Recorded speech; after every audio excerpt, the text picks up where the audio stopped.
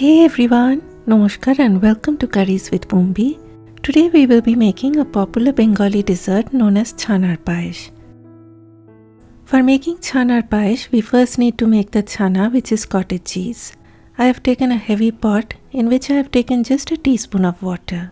I read somewhere that if you leave some water at the bottom of the pot in which you need to reduce the milk, then you have to do less cleaning later. So I follow that principle nowadays. I have taken a liter of full-fat milk, also known as full cream milk in some places. Full-fat milk works best for this recipe and I won't recommend skim milk at all. Allow the milk to come up to a rolling boil. Then take it off heat. I added 2 tablespoons of white vinegar to it.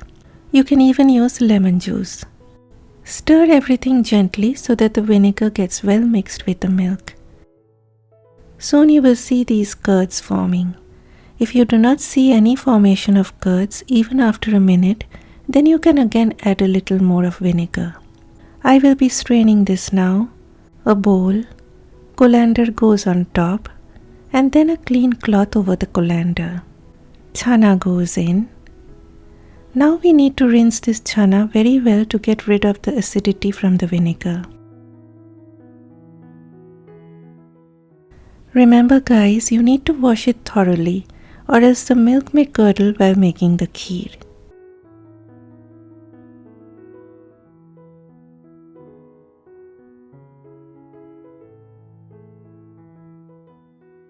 Squeeze out the water, pressing gently on top rather than pressing on the chana. Okay, then you can either weigh it down lightly with something or hang it down like I did so that all the water drips off. Let it stay like this for about an hour as you want all that water to drip off or else your chana balls will fall apart once they are released in the kheer. We will now start making the kheer. Again 700 ml of full fat milk.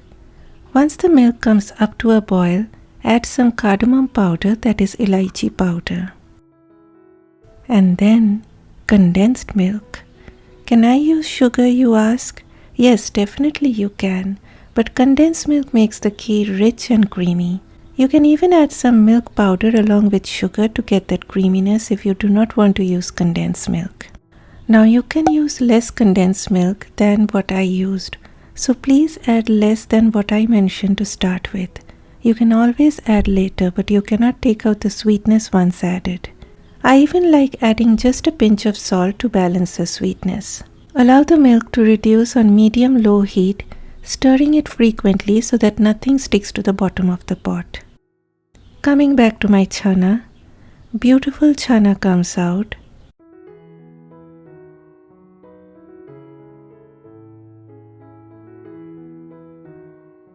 I added a heaped teaspoon of sugar and now you need to mix very well. You need to mix till everything comes together like a dough. But here I would like you to remember this. Please do not add pressure while kneading the chana. Just mix it gently, allowing just a little gentle pressure with your fingers. It won't be like how you knead a dough for making bread. This needs a lot of love from you.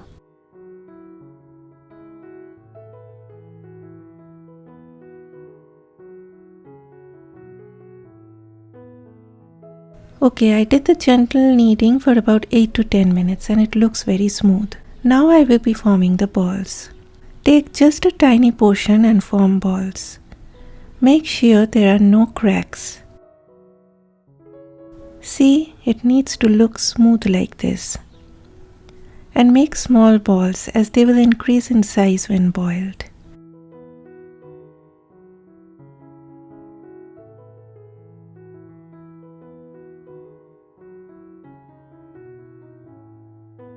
Okay, the milk has reduced a bit, so now I will be adding the chana balls.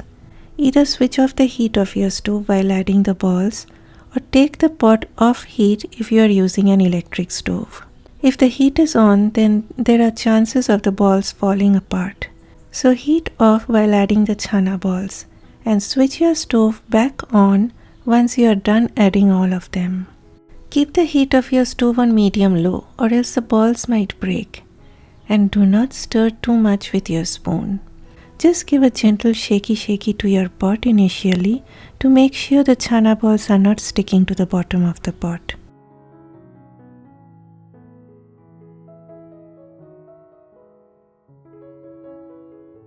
Then let it simmer on low heat for about 12 to 15 minutes and not more than that.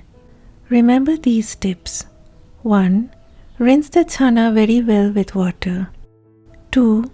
Make sure almost all the water has drained from your chana before kneading. Number 3. Knead the chana very well but gently. 4.